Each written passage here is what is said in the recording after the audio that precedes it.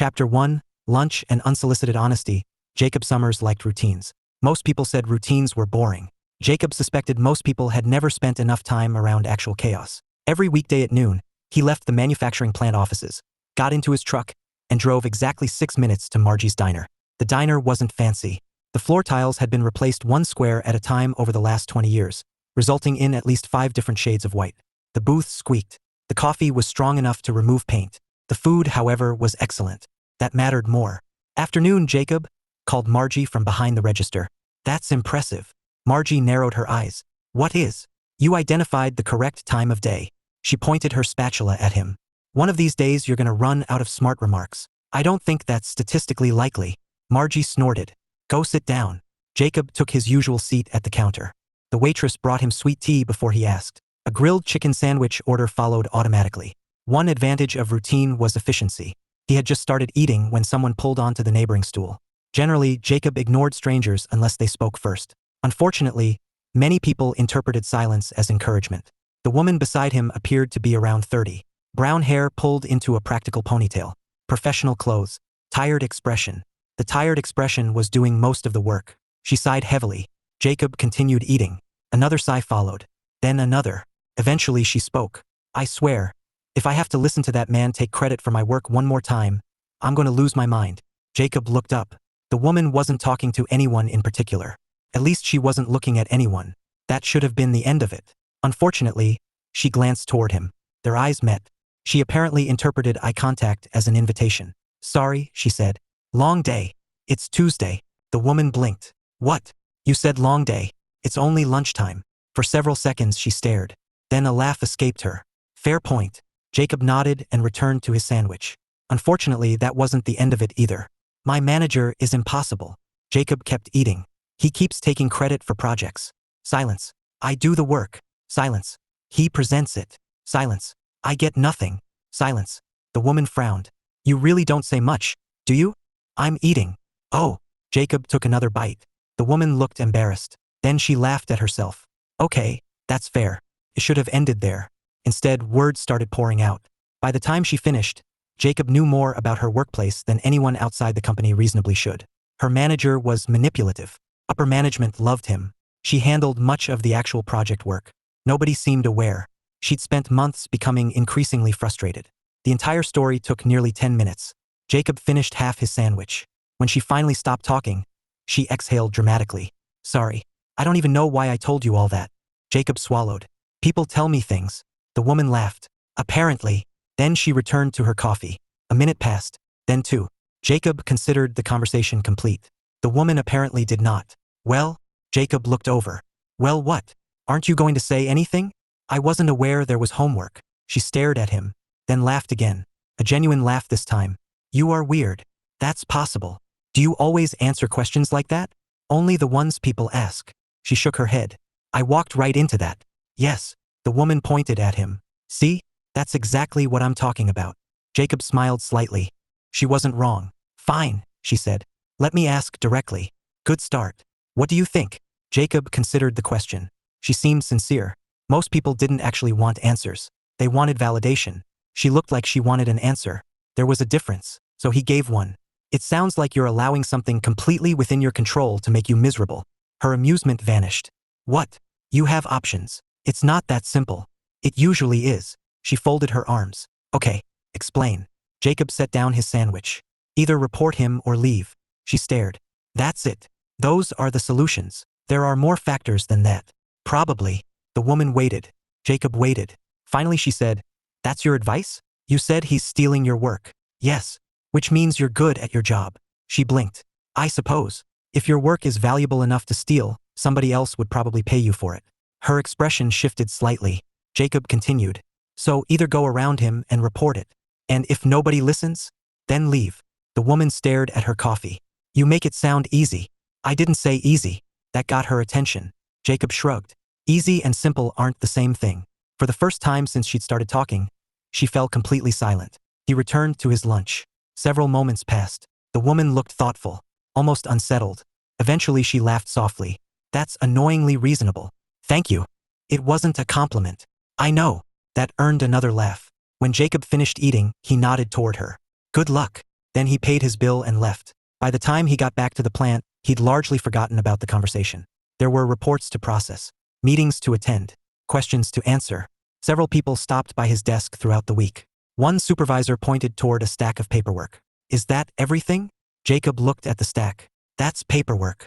The supervisor groaned. "You know what I mean." "I do. Which is why I need you to say it."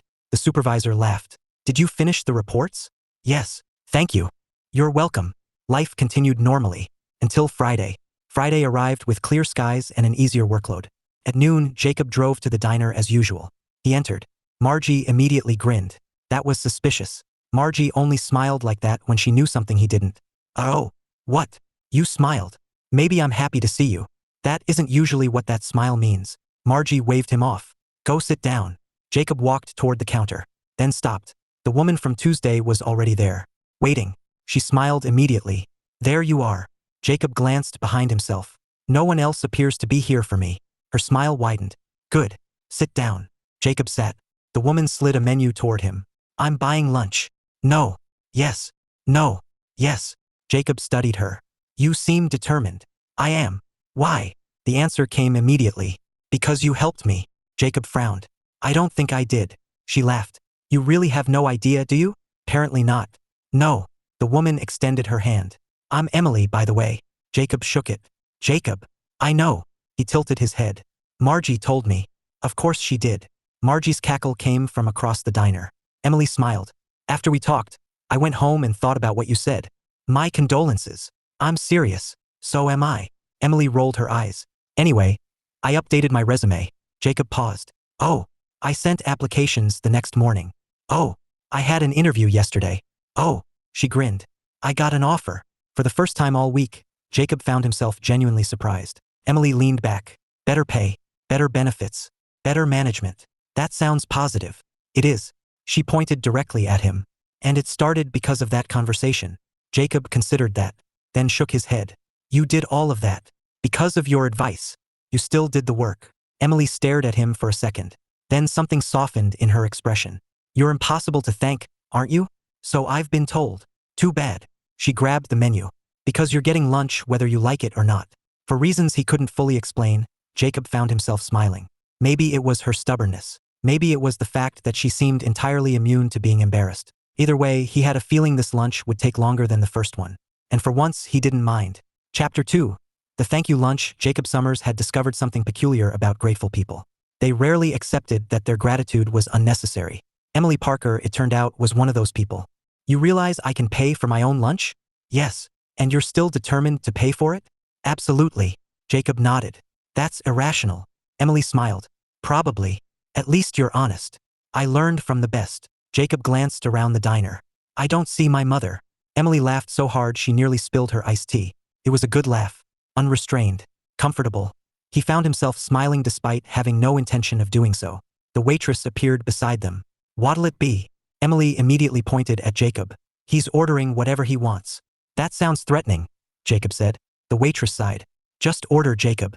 He did. Emily followed with her own meal before settling back onto her stool. For a moment neither spoke. Not awkwardly. Just comfortably. Emily finally broke the silence. "So what exactly do you do?" Jacob looked up. "At work." "I certainly hope so." "I work in operations support." Emily stared. "What does that mean?" "It means nobody knows what I do." She laughed. "No, seriously." Jacob considered. "I help various departments solve problems." "That sounds vague." "It is vague." "Can you make it less vague?" "Sometimes I'm reports. Sometimes I'm spreadsheets. Occasionally I'm procedures." Emily blinked. "You are procedures?" "Metaphorically." "Thank goodness." Jacob nodded seriously. "It would be difficult to become a procedure physically." "You keep saying things like that." "Like what?" "Like there's a chance someone meant it literally." "There usually isn't." "Then why answer that way?" Jacob shrugged. "Because it's funny." The answer seemed to surprise her. His mother had once told him that people expected him to be unintentionally amusing. Whenever they discovered he was doing it on purpose, they became confused. Emily was currently experiencing that confusion. "I thought you were serious all the time." "I am serious all the time."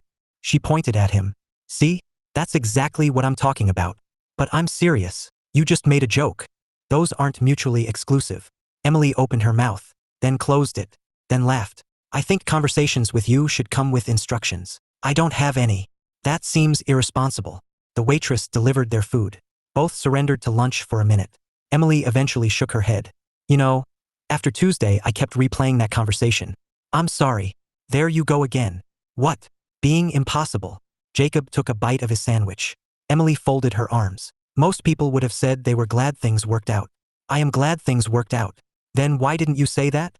You said you kept replaying the conversation. That sounded unpleasant. It wasn't unpleasant. Then that's good. Emily groaned dramatically. You make everything harder than it needs to be. Actually, I think I make things simpler. That earned a thoughtful expression. After a moment she sighed. Unfortunately, you may be right. Jacob waited. She looked out the diner window. You know what bothered me the most? The manager? No. The lack of recognition? No. The theft of intellectual property. Emily stared. Do you actually talk like this all the time? Usually. She shook her head. What bothered me most was realizing I'd spent nearly a year complaining about something I could change. Jacob nodded. That matched his understanding. Emily pointed at him. Don't do that. Do what? Nod like that's completely obvious. It is obvious now. Not before. Most solutions are obvious afterward. She frowned. Ha! Jacob had noticed something. Emily actually thought about things when they were discussed. Many people waited for their turn to speak. Emily listened. The distinction mattered. So, he said, when do you start the new job? Her face brightened. 2 weeks. You seem excited. I am excited. Then her expression shifted slightly. And terrified. That sounds normal. You don't think I'm making a mistake? Do you want my honest answer? Is there another kind? Fair point. He considered her question. You'd only be making a mistake if you stayed somewhere you were unhappy while having better options. Emily stared at him. You make major life decisions sound ridiculously straightforward. I don't. Then what are you doing? Removing unnecessary decorations. This time she laughed so hard several customers turned toward them. You know what? She said. That's probably going to stick with me. Good. You don't even hesitate, do you? Generally no. Why? Jacob wiped his hands on a napkin. It was a question he'd been asked before. Not often. But enough. My parents taught me that words mean things. Emily listened. If someone asks a question, I assume they want an answer. Reasonable. If someone says they'll do something, I assume they intend to. Also reasonable. And if someone doesn't mean either of those things, I'd rather find out quickly. Emily studied him. That happened a lot. People often treated him like a puzzle. He wasn't one. At least he didn't think he was. You know, she said finally. Most people would think that's naive. I know. And yet somehow it isn't. Jacob nodded. I've met liars. That sounds ominous. It isn't. She smiled. What makes the difference? I don't blindly trust people. Emily leaned forward. Go on. I trust what they choose to show me. That's different. Very. She considered that answer longer than most people would have. Finally she smiled. I like that. Jacob wasn't sure what to do with that statement. Fortunately, Margie interrupted. The owner appeared carrying 2 slices of pie. She set one in front of Jacob, then one in front of Emily. Emily immediately reached for her purse. Margie slapped her hand away. Put that thing down. What? It's on the house. Emily blinked. For both of us? Yep. Margie walked away before either could object. Emily looked at the pie. Then at Jacob. You've got influence. I don't. You get free pie. I don't know why. You seriously don't know? No. Emily stared at him. Jacob. Yes. I'm going to tell you something. All right. You're absurdly likable. He frowned. That seems unlikely. It isn't. I'm not particularly social. That's not the same thing. Jacob looked at the pie. Then at Emily. Then back at the pie. This feels like a trap. It's not a trap. People usually know why other people like them. No, they don't. Fair point. Emily smiled warmly. For reasons he couldn't identify, the look held his attention half a second longer than expected. Not enough to matter. Just enough to notice. The conversation drifted after that. Movies. Books. Terrible restaurants. Favorite vacation destinations. Actually, favorite vacation destination. Neither of them traveled much. Emily told a story about getting hopelessly lost in Atlanta despite using GPS. Jacob responded with a story about a coworker who once asked if his lunch in the break room refrigerator belonged to him. What did you say? Emily asked. At the moment, yes. Emily nearly choked laughing. No. Yes. What happened? He stared at me for 20 seconds. You can't keep doing that to people. I don't do anything. You know exactly what you're doing. That's an unprovable accusation. She pointed a fork at him. You are dangerous. To whom? Anyone attempting normal conversation. That's a larger population than I expected. By the time they finished their pie, nearly 90 minutes had passed. Jacob noticed the clock first. I should get back. Emily looked disappointed for only a split second before smiling. Yeah, me too. They stood. Neither immediately headed for the door. Jacob found that slightly odd. Normally lunches ended. People left. Simple. Emily tucked a loose strand of hair behind her ear. Well, she laughed. You really have no idea how to do this part, do you? Do which part? The part where people decide if they're going to see each other again. Jacob considered. Oh, you're asking if we'd like to have lunch again. Emily blinked, then burst out laughing. Yes, Jacob, that's exactly what I'm asking. Then yes. The answer came so quickly that it surprised even him. The surprise must have shown because Emily's smile softened. Good. Fridays work. All right. She held out her hand. He shook it automatically. Emily laughed again. Did we just schedule future lunches with a handshake? I believe we did. That's weird. Probably. They walked toward the exit together. Outside, the afternoon sun reflected off parked cars. Emily stopped beside hers. Jacob stopped beside his truck. See you next Friday? Assuming neither of us is struck by lightning. She stared, then shook her head. See what I mean? Normal people don't say things like that. The odds are low. Emily pointed at him. Next Friday. Jacob smiled. Next Friday. As he drove back to work, he found himself thinking about the conversation. That wasn't entirely unusual. He replayed interesting conversations sometimes. What was unusual was realizing how much he'd enjoyed it. Emily was easy to talk to. More importantly, she asked questions she actually wanted answered. That was rare. Very rare. At the diner parking lot behind him, Emily climbed into her own car wearing a smile she hadn't planned on having. Neither of them noticed Margie watching through the front window. The old diner owner folded her arms. A satisfied grin spread across her face. Oh, this is going to be fun, she muttered. And for once, Margie was absolutely right. Chapter 3. Accidental Friendship. If someone had asked Jacob Summers whether he was making a new friend, he would have said probably not. Not because he disliked people. He liked people just fine. People were interesting. Confusing often, but interesting. The problem was that friendships usually happened gradually and involved a series of social steps Jacob never quite recognized while they were occurring. Which was why he didn't realize what was happening until nearly a month later. Every Friday, he and Emily met at Margie's diner. Every Friday, they stayed longer than they intended. Every Friday, they learned something new about each other. Jacob only noticed the pattern when one Friday arrived and he found himself looking forward to lunch before he'd even left work. That seemed significant. He was still pondering it when he walked into the diner. You're late. Jacob looked at Emily, then at the wall clock, then back at her. It is 12:03. Exactly. I believe the accepted definition of late requires a larger delay. Emily pointed accusingly. See? This is why normal people get annoyed with you. I wasn't aware I was trying to attract normal people. That's somehow both charming and irritating. Jacob sat down. You're smiling. I know. Why? I enjoy arguing with you. That seems unhealthy. Probably. The waitress wandered over. Neither of them needed menus anymore. That realization struck Jacob unexpectedly. The waitress didn't ask what they wanted. She simply confirmed. The usual? Yes, Jacob said. Sounds good, Emily agreed. The waitress left. Emily leaned her elbows on the counter. So, how was your week? Jacob considered. Productive. Nobody likes that answer. I liked that answer. That's because you're weird. Jacob accepted that accusation without protest. Emily had been making it for several weeks. At this point, it felt less like criticism and more like punctuation. What about you? He asked. A smile immediately spread across her face. Actually good. The new job. She looked pleased, satisfied. The difference from their first conversation was remarkable. The exhaustion had disappeared. The frustration was gone. Even her posture seemed lighter. People listen, she said. At the job? Yes. That sounds useful. You have no idea. Emily shook her head. I say something and people actually hear it. A revolutionary concept. I know. She laughed. Seriously, though, it's different. Jacob nodded. Good. That simple answer seemed to make her smile even more. For some reason, that happened often. Emily never seemed to need long speeches. Just sincerity. Fortunately, sincerity was something Jacob could provide. The food arrived. For several minutes, they focused on eating. Eventually, Emily pointed her fork toward him. Tell me a story. Jacob frowned. A story. I know what the word means. Emily rolled her eyes. Then tell me one. About what? Anything. Jacob thought for a moment. Then a memory surfaced. Several years ago, a coworker pointed at my car keys. Emily immediately began grinning. She knew that look. It was usually a warning sign. He asked if that was my car. Oh no. Jacob nodded. So I told him they were my keys. Emily covered her eyes. No, you didn't. I did. You absolutely did. He didn't ask about the car. Emily laughed so hard she nearly spilled her drink. You're terrible. I answered honestly. You're impossible. He was embarrassed. I would be too. That wasn't my goal. Emily tried unsuccessfully to stop laughing. The harder she tried, the worse it became. Several nearby customers glanced over. Jacob waited patiently. Eventually she recovered. How do you survive in the world?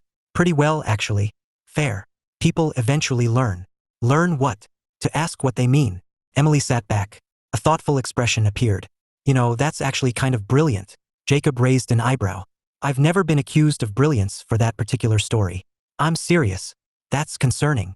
She ignored him. Most people spend half their time assuming everyone knows what they mean. Yes. And then get upset when they're misunderstood. Also yes. Emily pointed at him. You force people to communicate better. That sounds much more intentional than it is. But it's true. Jacob considered arguing. Unfortunately, she had a point. That happened more often than he'd expected when they first met. Emily wasn't always right, but she frequently landed uncomfortably close. Their conversation drifted. Movies became books. Books became childhood stories. Childhood stories somehow became embarrassing teenage experiences. Jacob was learning that Emily had apparently been responsible for a considerable amount of accidental chaos during her adolescence. I backed into a police car once. Jacob paused. A moving police car? No. That helps. It was parked. That helps less than you think. Emily laughed. I was 16. Still concerning. No one was hurt. Did the officer yell? He looked tired. That's worse. It really was. By the time she finished the story, both of them were laughing. Margie approached carrying a coffee pot. She glanced between them, then smirked. That expression never meant anything good. You two done pretending yet?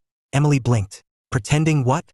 Margie topped off both drinks. Pretending you're not enjoying yourselves. We're obviously enjoying ourselves, Emily said. Margie's smirk widened.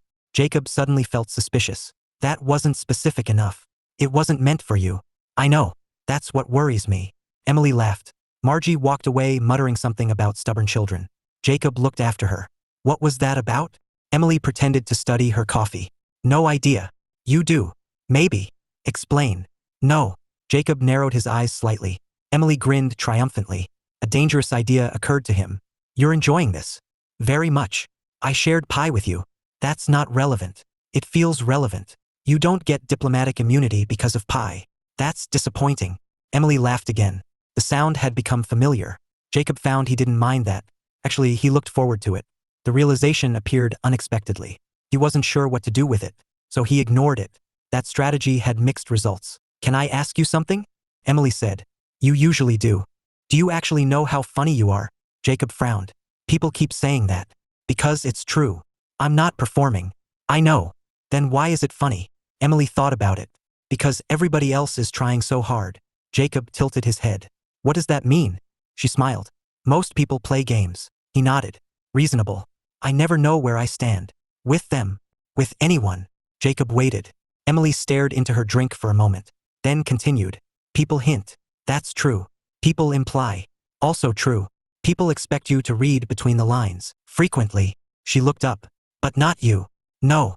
No hidden meanings. No. No manipulation. No. Emily's smile softened. It's nice. The answer felt more important than the earlier conversation. Jacob wasn't entirely sure why. Before he could think about it further, a voice interrupted. Emily? Both turned. A woman stood near the entrance. Blonde. Mid-30s. Surprised expression. Emily immediately groaned. Oh no. The newcomer's eyes shifted from Emily to Jacob. Then back again. A slow smile appeared. The kind that suggested trouble. Who is this?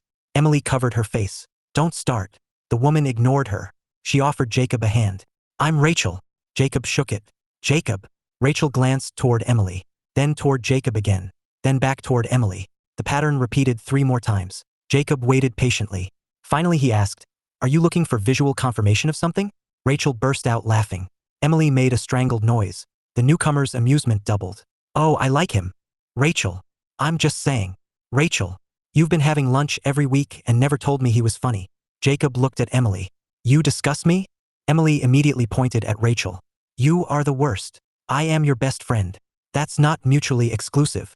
Rachel nodded. Fair. Jacob watched the exchange. Something finally clicked. Oh. Both women looked at him. Oh what? Emily asked cautiously. You've talked about me to your friends. Emily looked trapped. Rachel looked delighted. Jacob nodded. That explains several things. What things? Emily asked. The way you're reacting. She covered her face again. Rachel laughed so hard she had to steady herself against a booth. I really like him. Please go away, Emily muttered. Not a chance. For the next 10 minutes, Rachel remained. Mostly to embarrass Emily. Jacob learned several interesting facts. Emily learned betrayal came in many forms. Eventually Rachel was forced to leave for another appointment. Before departing, she pointed at Emily. We're discussing this later. Then she pointed at Jacob. Nice meeting you. It appears so. Rachel laughed and disappeared. Silence settled over the table. Jacob took a drink. Emily stared at her coffee. That was painful. You appear to know her well. Unfortunately. I see. No, you don't. That's fair. She sighed, then laughed despite herself. I am never hearing the end of this. The lunch. The lunch. Jacob considered. That seems likely. Emily shook her head. You know, when I met you, I thought you were intimidating. That surprised him. Really? Absolutely. Why? You looked like someone who was judging everyone. Jacob blinked. I was deciding whether the pie was worth ordering. Emily stared, then laughed so hard tears appeared in her eyes. And just like that, whatever embarrassment remained disappeared. The afternoon slipped by. Neither of them noticed. Eventually they had to leave. Standing outside the diner, Emily smiled. Same time next week? Jacob nodded. Unless lightning. Her eyes narrowed. You've used that one already. I know. Get new material. I'll see what I can do. Emily laughed and headed toward her car. Jacob watched her go for a second before climbing into his truck. As he drove away, he found himself smiling. Not because of Rachel. Not because of the jokes. Not even because Friday lunch was becoming the best part of his week. Though all of those things were true, the real reason was simpler. Somewhere along the way, without either of them planning it, lunch had stopped being a standing appointment. It had become something he genuinely missed before it even ended. And that realization was becoming increasingly difficult to ignore. Chapter 4. Mixed signals and clear words. Jacob Summers had never understood why people complained about mixed signals. From his perspective, the problem was obvious. If a signal was mixed, someone should simply clarify it. Unfortunately, he was beginning to suspect that the rest of humanity disagreed. The suspicion started on a Thursday evening. His phone buzzed. A text message from Emily. Rachel wants to know if you're coming. Jacob stared at the screen. He had several questions. The most important was simple. Coming where? 3 dots appeared almost instantly. Exactly my point. Jacob smiled. That wasn't an answer. A few seconds later another message arrived. My friends are meeting for dinner Saturday. Rachel says you've become mysterious because nobody has met you. I wasn't aware I'd become mysterious. Neither was I. How does one become mysterious accidentally? A pause.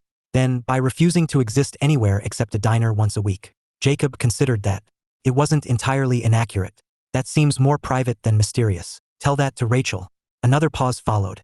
Then, would you like to come? Jacob looked at the message longer than necessary. There was no obvious reason not to go. He liked Emily. Her friend Rachel was loud but entertaining. A dinner sounded harmless. All right. The reply came immediately. That was easier than expected.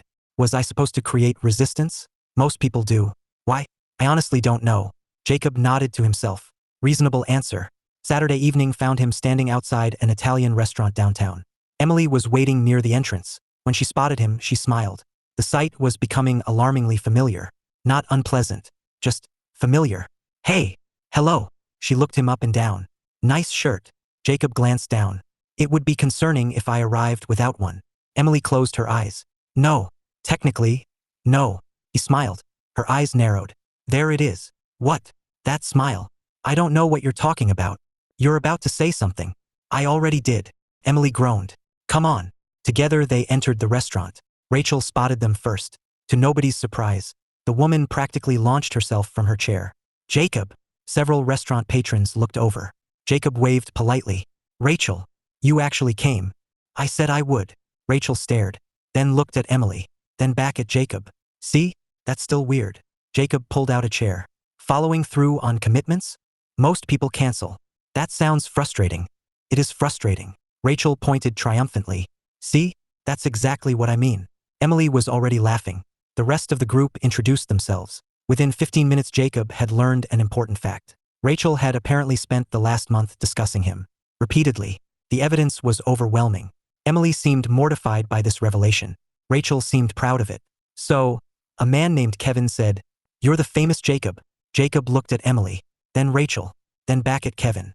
I wasn't aware I was famous. Rachel answered immediately. You aren't. That feels unnecessarily direct. You're welcome. Everyone laughed. Conversation continued. Unlike many social situations, Jacob found this one surprisingly easy.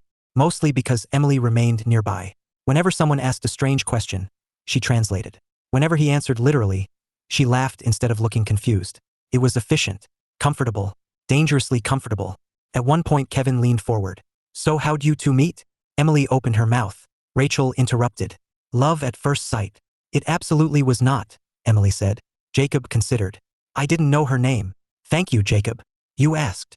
Rachel nearly choked on her drink laughing. Emily looked skyward. Why do I even try? The dinner carried on. The food was good. The company was pleasant. Everything should have been simple. Then Rachel decided to become a problem. Again. I have a question. Emily immediately pointed. No. Rachel ignored her. When are you two going on a date? The entire table fell silent. Jacob looked at Emily. Emily looked at the table. The table looked delighted. Interesting. Very interesting. Rachel stared expectantly. Jacob considered the question. We haven't scheduled one. The silence somehow became worse. Rachel blinked. Scheduled? Yes. Emily covered her face. Kevin nearly fell out of his chair laughing. Rachel pointed. No, not scheduled. Dating. Oh, Jacob thought about it. You should have asked that instead. The laughter around the table exploded. Emily was no exception, though hers sounded slightly nervous. Eventually Rachel recovered. Fine. Are you dating? No. The answer came immediately. Factually correct. Rachel looked confused, then suspicious, then thoughtful.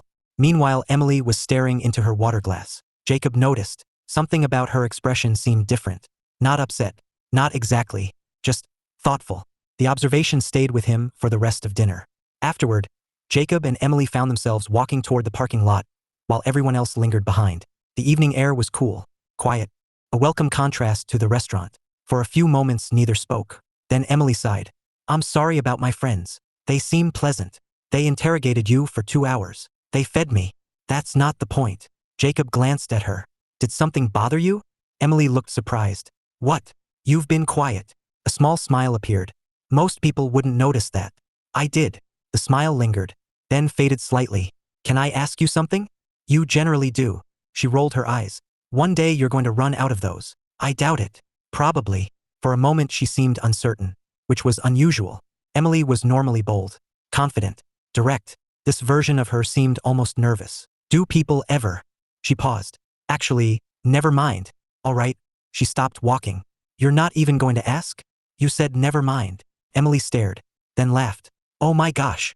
What? You're impossible. That's becoming a theme. She shook her head, then smiled. Fine. I'll ask. Jacob waited. Do people ever mistake friendliness for flirting with you? He blinked. That was not the question he expected. Yes. Emily looked surprised. Really? Occasionally. What do you do?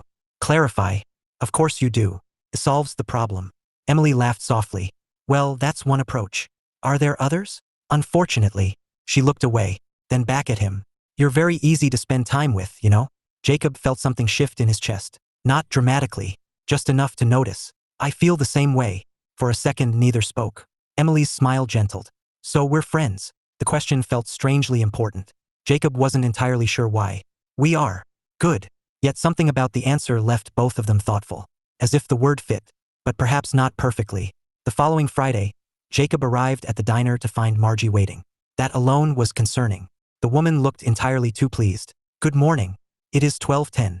Good afternoon. Margie waved dismissively. Whatever. Jacob narrowed his eyes. You've been planning something. Maybe. That isn't a denial. Nope. Before he could investigate further, Emily entered. Margie's grin immediately doubled. Danger confirmed. Emily slid onto the stool beside him. Why is she smiling? I asked the same question. Did you get an answer? No. Margie walked away cackling. Neither found that reassuring. What did we do? Emily asked. I don't know. That usually means trouble. Agreed. Emily laughed, then settled into her seat. The conversation picked up effortlessly, as it always seemed to. Stories became jokes. Jokes became debates. Debates became laughter. At some point Jacob realized he couldn't remember what life looked like before Friday lunches. The thought arrived unexpectedly, and stuck around. Across the counter, Emily was smiling at something he'd said. Again. More and more often, he found himself waiting for those smiles. Looking for them. Wanting them. It was a realization he wasn't prepared to examine. Fortunately, a familiar voice interrupted his thoughts. Margie placed 2 slices of pie in front of them. Neither had ordered pie.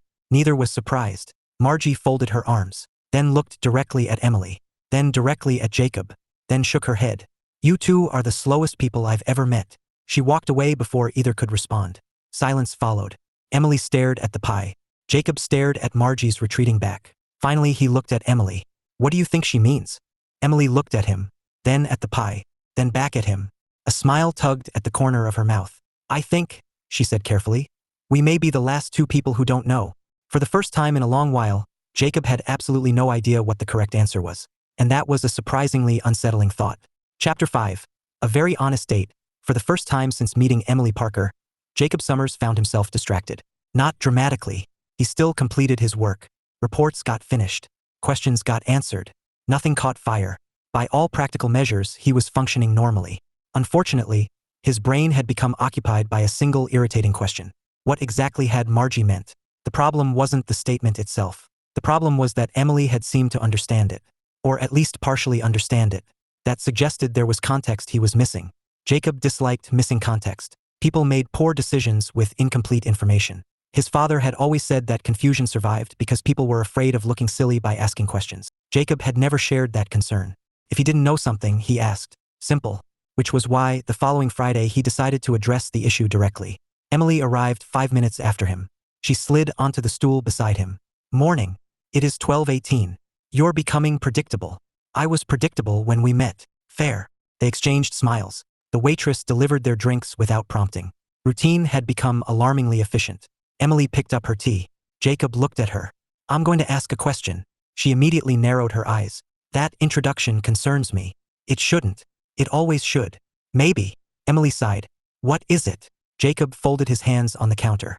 What did Margie mean last week? Emily froze. Wow. What? We're doing this? Doing what? Talking about the suspiciously obvious thing we've both been avoiding. Jacob considered. Apparently. Emily stared at him for several seconds. Then she laughed softly. Only you would approach this like a business meeting. I don't think this resembles a business meeting. You announced the agenda. That's fair. Her smile lingered, then slowly faded. Not unhappily, just thoughtfully. Okay, she said. Okay. I think Margie believes we're interested in each other. Jacob blinked. That was significantly more direct than he'd expected. Emily seemed determined not to look away, so he didn't either. The strange thing was that the statement didn't surprise him. Not really. Maybe because Rachel had spent months implying it. Maybe because people at the diner had started smiling knowingly whenever they arrived together. Or maybe because part of him had already reached the same conclusion and simply hadn't said it aloud. All right, he said. Emily laughed. That's your response? What response were you expecting? I don't know. Neither do I. She shook her head. Of course. The waitress appeared with their food. Neither touched it immediately. Emily rested her elbow on the counter. Can I ask something? Yes. Do you think she's right? Jacob gave the question exactly as much consideration as it deserved. About 2 seconds. Yes. For the first time since he'd met her, Emily appeared genuinely speechless. He wasn't sure why. She had asked. He had answered. That seemed straightforward. What? What do you mean what? You asked. Emily stared, then laughed helplessly. Oh my gosh. What? You really do just tell the truth. Generally. No self-preservation instincts at all. I'm not being chased by a bear. Her laughter returned immediately. When she finally recovered, she shook her head. Okay, let me try again. All right. You're interested in me? Yes. Emily looked at him for several moments. Her cheeks had turned slightly pink. Interesting. Apparently honesty had effects. Good to know. Finally she smiled. Well, that's convenient. Jacob tilted his head. Why? Because I was beginning to wonder if I needed to hit you with a chair. He blinked. That seems excessive. It was a metaphor. I know. Good. Emily smiled, then laughed, then looked down at her lunch before meeting his eyes again. I like you too, Jacob. The answer settled something he hadn't realized was unsettled. A sense of certainty, relief, satisfaction. All pleasant. All unexpected. Good, he said. Emily pointed at him. No. You don't get to respond with one word. I can if it's accurate. She groaned. You are impossible. I've heard that. About 1,000 times. Roughly. The silence that followed wasn't uncomfortable. If anything, it felt lighter. Like a problem neither of them had wanted to acknowledge had finally been solved. Emily took a bite of her sandwich. Jacob did the same. A minute passed. Then Emily set down her fork. Wait. What? We skipped something. We did. Yes. She pointed between them. If we're interested in each other, doesn't that mean somebody should ask somebody on a date? Jacob considered. That seemed reasonable. Would you like to go on a date? Emily stared, then laughed loudly enough to attract attention from 3 nearby booths. You couldn't wait 10 seconds? You wanted the question. That's not the point. You still haven't answered. Her smile widened. Yes. Good. Good. Pause followed. Then Jacob frowned. Now what? Emily nearly fell off her stool laughing. Their first official date happened the following Saturday. After considerable discussion, they settled on miniature golf. Mostly because neither of them could find a reason not to. Jacob arrived first. Emily appeared a few minutes later. The moment she stepped out of her car, he noticed something. She looked nervous. That was unusual. Emily was normally one of the most confident people he knew. When she reached him, he pointed it out immediately. You seem nervous. Emily covered her eyes. Jacob. What? Most people don't say that. You are. I know. Then why would I pretend otherwise? She laughed despite herself. Never change. I wasn't planning to. Good. They purchased tickets and started the course. The first hole revealed a serious problem. Emily was extremely competitive. Jacob discovered this when she narrowly missed a difficult shot and accused the course of corruption. The wind affected it. We're indoors, Jacob said. Unimportant detail. There is no wind. How do you know? I possess senses. Emily pointed her putter at him. You're impossible. I've noticed. 3 holes later, she accidentally bounced a golf ball into a decorative pond. The resulting laughter lasted nearly 2 minutes. What? She demanded. You declared war on physics. Physics started it. No. You're supposed to support me. I support truth. Emily groaned. Their game continued. Neither was particularly good. Neither cared. The score remained close enough to fuel constant teasing. At the 17th hole, Emily finally looked over. You know something? What? This doesn't feel different. Jacob thought about that. I know. Should it? No. Her expression softened. The title changed. But not the friendship. Exactly. Emily smiled. I like that. So do I. For a moment, neither looked away. The conversation around them faded. The course faded. Even the score faded. All that remained was the simple certainty that spending time together felt right. Comfortable.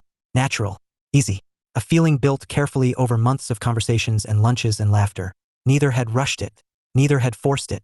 Which was probably why it fit so well. Eventually, Emily glanced toward the final hole. We should finish. Probably. Want to know a secret? Yes. A mischievous grin appeared. I'm winning. Jacob looked down at the scorecard. Then back at her. No, you're not. Emily grabbed the card. Studied it. Blinking. Well, that's disappointing. Truth frequently is. She whacked his arm. Jacob smiled. And for perhaps the first time since they'd met, both of them knew exactly what they were to each other. Not a mystery. Not a misunderstanding. Not a possibility. A beginning. Chapter 6. Meeting the families. Jacob Summers learned he was apparently dating Emily Parker seriously when his mother informed him of the fact. He hadn't told her. That was the concerning part. The revelation arrived during a Sunday phone call. How's Emily? Jacob lowered his coffee mug. How do you know about Emily? His mother laughed. Not a nervous laugh. Not a surprised laugh. A laugh that suggested she had been expecting the question. Small town. That doesn't explain anything. It explains enough. No, it doesn't. His mother continued laughing. I heard you've been seeing someone. I am. And what? Jacob. He sighed. What information are you looking for specifically? Do you like her? Yes. His mother's silence lasted 3 full seconds. That was unusual. Mom. Sorry. What happened? You answered that awfully fast. Jacob frowned. Should I have delayed? No. Then what's the issue? There isn't one. Her voice had softened. The change immediately made him suspicious. What are you doing? Being happy. That sounds dangerous. Only for you. Jacob rubbed his forehead. His mother was one of the few people on Earth capable of consistently outmaneuvering him in conversation. His father claimed she'd been doing it since 2nd grade. Eventually, she cleared her throat. So when do we get to meet her? There it is. There what is? The objective. His mother laughed again. I have no idea what you're talking about. That's statistically impossible. Invite her to dinner. Jacob considered. The request seemed reasonable. Emily had met many of his stories. Meeting the people from those stories wasn't particularly strange. I'll ask. Good. And if she declines? His mother snorted. Jacob. What? That girl voluntarily spends hours talking to you. Yes. She'll survive dinner. Emily's response was significantly different than expected. He brought it up during dinner 3 days later. My parents would like to meet you. Emily nearly inhaled a French fry. What? My parents would like to meet you. Why did you say it that calmly? I'm not announcing severe weather. She laughed and took a drink. Then realization struck. Oh, what? You're serious? Yes. Wow. Jacob waited. Emily stared at her plate. That's a thing. It appears to be. People usually reach this point later. I wasn't aware there was a schedule. Emily pointed at him. That's not how dating works. It seems to be how we're dating. Unfortunately, that earned a smile. Fair. She thought for another moment. When? Saturday. That soon? My mother asked on Sunday. Emily stared. You waited 3 entire days? I was gathering information. She laughed. I don't know why I asked. Will you come? The answer arrived without hesitation. Of course. Something settled in Jacob's chest. A small thing. Pleasant thing. He found himself smiling. Emily noticed immediately. There it is. What? That smile. I don't know what you're talking about. You absolutely do. Saturday arrived with remarkable efficiency. Jacob parked in his parents' driveway and immediately spotted a problem. His mother was waiting on the front porch. Waving. Enthusiastically. Emily followed his gaze. That's your mom, isn't it? Yes. She's excited. Yes. How bad is this going to be? Jacob considered. Unknown. Emily laughed. That doesn't help. It wasn't intended to. The moment they stepped from the car, his mother descended upon them. Emily. Emily barely had time to say hello before finding herself wrapped in a hug. Jacob watched calmly. This outcome had been entirely predictable. His mother stepped back, smiled at Emily, smiled at Jacob, then smiled at Emily again. The repeated pattern suggested she was evaluating something. He wasn't sure what. That was probably for the best. It's wonderful to finally meet you. You too, Mrs. Summers. Oh, please, call me Linda. Emily smiled. Okay. His mother immediately hooked an arm through Emily's. Boys are useless. Come inside. Jacob raised an eyebrow. I am literally your son. I know. That seems harsh. His father stepped onto the porch. She's been waiting since noon. It's 3 o'clock. I know. His father patted him on the shoulder. Good luck. Thank you. I wasn't talking to you. Dinner went surprisingly well. First, Emily fit comfortably into the conversation. His father liked her immediately. His mother liked her even faster. Within half an hour, they were exchanging stories. Within 45 minutes, Jacob had become the topic. This was significantly less enjoyable. Did he tell you about the hamster incident? His mother asked. Jacob froze. Emily looked interested. A dangerous combination. What hamster incident? Mom. His mother ignored him effortlessly. He was 7. Mom. A neighbor's hamster escaped. Mom. He organized a search party. Emily looked delighted. Oh no. Oh yes. His father was trying, and failing not to laugh. Mom. He created maps. Emily covered her mouth. Maps. Color-coded maps. Linda clarified. The room erupted. Jacob considered leaving the country. Emily was openly laughing now. I need details. No, you don't, Jacob said. Yes, I do. No. Absolutely. His mother beamed. Oh, she fits right in. Mom. What? You've betrayed me. I gave birth to you. That's not a defense. It is where I'm from. Emily was laughing too hard to assist. Traitor. Complete traitor. Later, while his parents cleaned up dessert dishes, Jacob and Emily escaped to the back porch. The evening air was cool, quiet, peaceful. A welcome contrast. Emily leaned against the railing. I'm sorry. For what? The hamster. You aren't sorry. Her grin answered before her words did. Okay, I'm not. At least you're honest. Maybe your influence is spreading. Jacob doubted that. The two stood comfortably in the gathering evening. Then Emily glanced toward the kitchen window. His mother was watching them. Not discreetly. At all. Emily laughed. She's staring. I know. Should we wave? That would encourage her. Emily laughed again. The sound was becoming one of his favorite things. The realization appeared uninvited. And this time he didn't ignore it. Instead, he let himself consider it. The ease of being around her. The conversations. The laughter. The certainty. None of it felt forced. None of it felt complicated. For someone who spent so much time observing other people misunderstand each other, Emily understood him remarkably well. Not perfectly. No one ever would. But she tried. That mattered. A lot. Your family is wonderful, she said softly. Jacob glanced at her. I'm glad. I can see where you come from. That's concerning. It isn't. Her smile gentled. Your parents really love you. The statement should have felt obvious. Instead it felt meaningful. Perhaps because of the way she said it. They do. Emily nodded. And they raised a good man. Jacob suddenly found himself without an immediate response. That almost never happened. Emily noticed. Her eyes widened slightly. Wait. What? Did I actually manage to make you speechless? No. You paused. I was processing. Her grin returned. I did it. You did not. I absolutely did. For reasons he couldn't explain, he was perfectly happy letting her believe she'd won.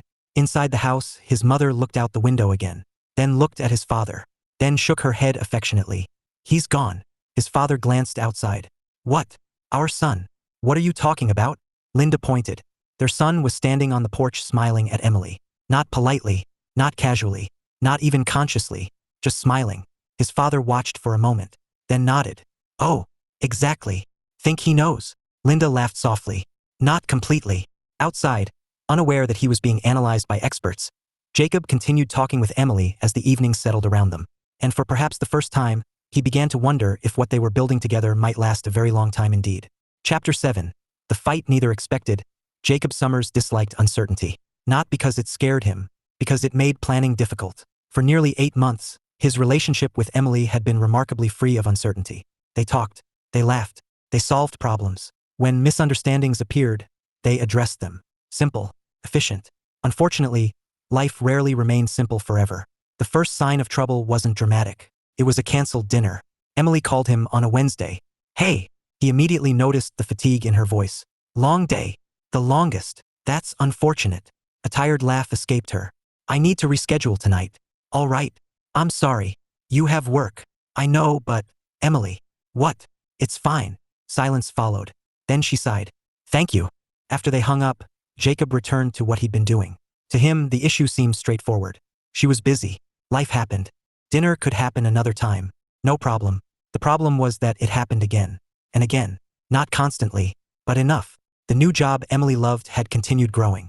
More responsibility. More projects. More opportunities. All of them good things. Jacob genuinely meant that. He was proud of her. The trouble was that her schedule increasingly resembled controlled chaos. One Friday lunch became a Saturday lunch. Then a Sunday afternoon coffee.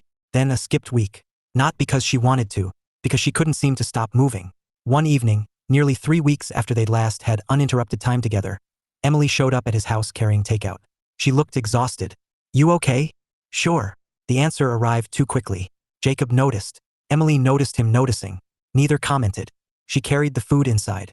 20 minutes later, they were eating on his couch. The television was on. Neither was watching it. Emily kept checking her phone. Every few minutes, the behavior eventually became distracting. Jacob waded through 4 separate notifications, then spoke. Why don't you turn it off? Emily looked up. What? Your phone. I can't. Why? I might need it. For work. Maybe. Jacob frowned. It's 9 o'clock. I know. The answer came sharper than expected. Both noticed. Emily immediately looked away. Jacob sat quietly. Something wasn't right. Emily. She sighed. What? You seem stressed. No kidding. The answer carried frustration. Not directed at him. Still unpleasant. What's happening? She rubbed her forehead. A lot. That's not specific. I know. For several seconds she stared at her untouched food. Then words began spilling out. Deadlines. Projects. Team expectations. New responsibilities. People depending on her. The more she talked, the more exhausted she sounded. Jacob listened. Really listened. The way she had listened to him so many times. When she finally stopped, the room fell silent. Emily leaned back. I don't know. You don't know what? How to keep up. Jacob considered everything she'd said. Then he gave the answer that seemed obvious. The same way he always did. It sounds like you're doing too much. Emily blinked, then frowned. What? You're overcommit. A strange expression crossed her face. That's your response? It's what you described. No. She sat forward. No, it's not. Jacob felt something shift. The conversation was moving in a direction he didn't understand. You just spent 20 minutes explaining how overwhelmed you are. Yes. So something needs to change. Emily stared at him, then laughed. Except there wasn't any humor in it. Of all the reactions she'd ever had to his honesty, this was the first one that worried him. You make everything sound so easy. The statement was familiar, but this time it didn't sound amused. Sounded hurt. I didn't say easy. You never do. The words landed harder than they should have. Jacob sat motionless. Emily looked away, immediately regretting what she'd said. He could see it. That didn't make it hurt less. I'm not trying to make you feel bad. I know. I just... She exhaled heavily. Sometimes I don't want a solution. Jacob blinked. The statement genuinely confused him. Then what do you want? Emily opened her mouth, stopped, opened it again. I want you to understand. The answer settled heavily between them. Jacob thought he did understand. That was the problem. From his perspective, understanding had produced the solution. Apparently she wanted something else, something he hadn't provided. Neither spoke for several moments. Finally Emily stood. I should go. Jacob nodded. That seemed incorrect, but he didn't know how to fix it. So she left, and for the first time since he'd met her, things felt unfinished. The following week was awful. Not dramatically awful. Not screaming match awful. Just the quiet kind. The kind built from distance. Their texts became shorter. Their calls became less frequent. Nobody was angry, which somehow made it worse. Jacob spent several evenings thinking. A dangerous activity according to his mother. He rarely struggled to understand situations. This one was different, because Emily wasn't wrong. He had been solving a problem. That was what he did. If someone brought him a problem, he looked for answers. The habit was nearly automatic. But when he replayed the conversation, another realization surfaced. She hadn't asked for advice. Not once. She'd only wanted to share what she was experiencing. The distinction seemed small. Apparently it wasn't. Friday arrived. Jacob drove to the diner. Not because they had plans, because routines mattered. Margie looked up when he entered. Immediately frowned. Well, that's depressing. Jacob sat down. Good afternoon to you too. You had a fight. It wasn't a question. Jacob frowned. How do people keep knowing things? Your face. My face doesn't say anything. It does to women. That wasn't helpful. Margie poured coffee, then slid the mug toward him. Fix it. I'd love to. The older woman folded her arms. You care about her? Yes. Took no effort to answer. Margie nodded. Good. That doesn't solve anything. No. She pointed at him. But it's where the solution starts. Half an hour later, the diner bell rang. Jacob looked up. Emily had arrived. She froze when she saw him, then looked toward Margie. The old woman immediately vanished into the kitchen. Coward. Emily walked over slowly. You planned this. No. Pause. Margie did. That sounds more accurate. She sat down. Silence settled between them. Not hostile. Just uncertain. Jacob hated it. Finally he spoke. I think I was wrong. Emily looked surprised. That happened rarely. About what? The other night. She watched him carefully. I don't think you wanted advice. No. I know that now. Something softened in her expression. Jacob continued. You were trying to tell me how you felt. Yes. And I treated it like a math problem. A small laugh escaped her. Kind of. That was a mistake. The admission sat there. Simple. Honest. Emily looked down at the counter. Then back up. I wasn't fair either. Jacob frowned. You were frustrated. I still hurt your feelings. The words surprised him. Not because they were wrong. Because she noticed and cared. They sat quietly. Neither rushing. Neither retreating. Finally Emily sighed. I know you were trying to help. I was. I've always known that. Jacob nodded. And I know you weren't trying to criticize me. Her smile appeared. Small but genuine. Look at us. What? We're having the healthiest argument ever. That sounds disappointing. She laughed. There's the man I know. The tension eased immediately. Not all at once, but enough. The important thing wasn't that they agreed. It was that they understood. Finally. You know what's funny? Emily asked. What? The whole reason we met. Jacob thought about it. Then smiled. Oh, yeah. The first conversation. The advice. The solutions. The honesty. Everything that had brought them together. The very thing that had created the conflict. Emily reached across the counter and took his hand. You don't have to stop being you. Relief spread through him. I wasn't planning to. Good. Her fingers squeezed his lightly. I just need you to remember that sometimes I need a boyfriend. Jacob tilted his head. As opposed to? A consultant. For perhaps 5 full seconds he remained perfectly serious. Then understanding hit. Emily started laughing before he even answered. I'll try to remember the distinction. You'd better. And just like that, the distance between them began to disappear. Not because they were perfect. Not because they never disagreed. But because they had both learned something important. Understanding someone wasn't just hearing what they said. Sometimes it meant hearing what they needed. Even when they didn't quite know how to ask for it. Chapter 8. Choosing each other. The strange thing about happiness, Jacob Summers discovered, was how ordinary it looked from the inside. There were no dramatic musical scores. No slow-motion moments. No sudden realization accompanied by fireworks. Mostly it looked like Tuesday night dinners. Saturday errands. Text messages about nothing important. The accumulation of those things eventually created something important. It had been nearly a year since Emily Parker sat beside him at a diner counter and unloaded her frustrations on a complete stranger. A fact Margie reminded them of constantly. Usually while refusing to mind her own business. Which was never. You know, Margie announced one Friday. I deserve more credit. Jacob looked up from his pie. For what? For your relationship. Emily immediately laughed. Jacob frowned. I don't believe that's accurate. Margie pointed at him. You sat in my diner. Yes, she sat in my diner. Also yes, I served the food. Emily looked delighted. Oh, this should be good. Margie folded her arms triumphantly. Therefore, I clearly deserve recognition. Jacob considered. By that logic, the chair deserves recognition. Emily nearly spit out her tea. Margie gasped dramatically. The disrespect. You're welcome. The old woman wandered off muttering about ungrateful children. Emily shook her head. I love her. She's terrifying. She's 78. That doesn't contradict my statement. Emily laughed. Some things never changed. Fortunately. The lunch crowd moved around them while they continued talking. The conversation shifted easily from plans for the weekend to a movie neither had seen yet to Rachel's latest attempt to meddle in their lives. That one lasted longer than expected. She asked me a question yesterday. Jacob immediately looked suspicious. That's rarely good news. Emily smiled. She wanted to know if you were ever going to propose. Jacob paused. Emily's smile vanished. Wait, what? You made that face. What face? The thinking face. Jacob sat back.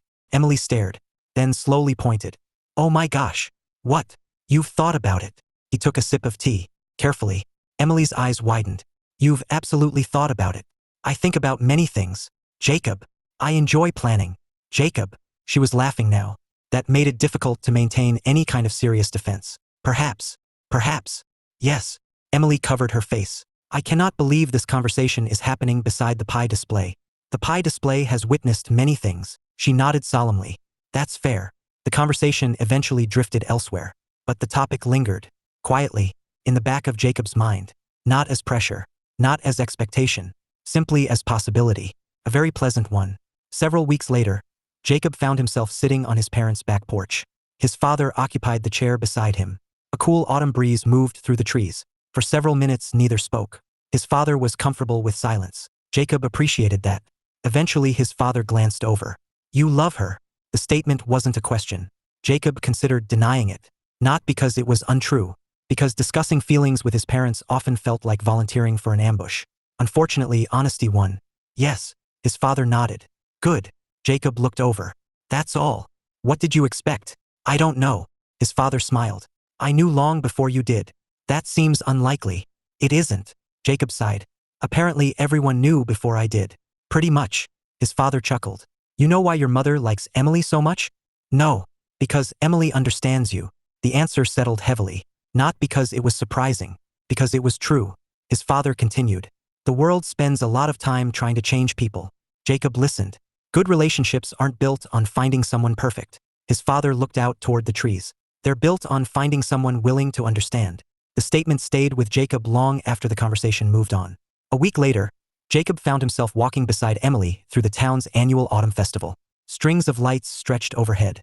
Families wandered between booths. Music drifted through the evening air. Emily held a cup of hot cider. Jacob carried a bag containing several purchases he hadn't intended to make. Apparently this was another recurring feature of dating. You know, Emily said, I still can't believe you gave life-changing advice to a stranger. Jacob looked at her.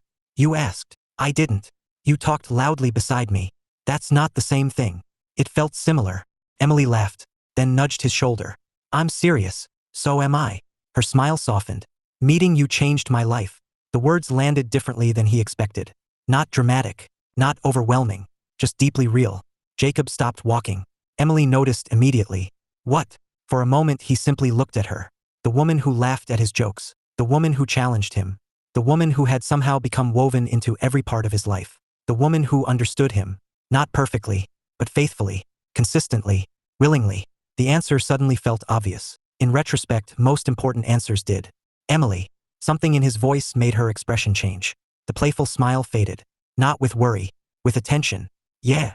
Jacob took a breath. You remember the first thing you told me? She thought for a moment. Oh no. What? I complained about work, didn't I? You did. Wow. A lot. I was stressed. You were. Emily laughed, then looked at him curiously. Why? Jacob smiled slightly. Because that conversation gave me the best thing that's ever happened to me. For once, Emily had absolutely no response. The rare sight was remarkable. Jacob. I spend a lot of time solving problems. You do. But you were never one. Her eyes immediately filled with emotion. The realization nearly made him lose his train of thought. Almost. I've spent most of my life hearing that people don't communicate clearly. Emily remained silent, listening, the way she always did. But you've always told me what you mean. Tear escaped. Emily laughed while wiping it away. You're making me cry. That appears to be happening. Don't acknowledge it. I don't know how not to. She laughed through the tears. That helped. A little. Jacob reached for her hand, then smiled. A real smile. The kind his mother always noticed. The kind Emily noticed too. I choose you. The statement hung between them. Simple. Direct. Honest. Entirely Jacob. Emily stared at him, then laughed softly. Not because it was funny, because it was perfect. Of course those were the words he chose. Not a speech. Not a performance. A choice. Clear. Certain. Intentional. I choose you too. The answer arrived instantly. Without hesitation. Without doubt. Jacob squeezed her hand. Around them, the festival continued. People moved. Music played. Life carried on. And somehow that felt right. Because the most important moments rarely happened in isolation. They happened amid ordinary life. Built on ordinary days. Ordinary lunches. Ordinary conversations. Until one day you looked up and realized someone had become extraordinary. For Jacob Summers, that realization had started with a stranger at a diner counter. And ended with certainty. Not certainty that life would always be easy. Not certainty that they would never disagree. Just certainty that when things became difficult, they'd face it together. For Jacob, that was more than enough. And for Emily, it was exactly what she needed.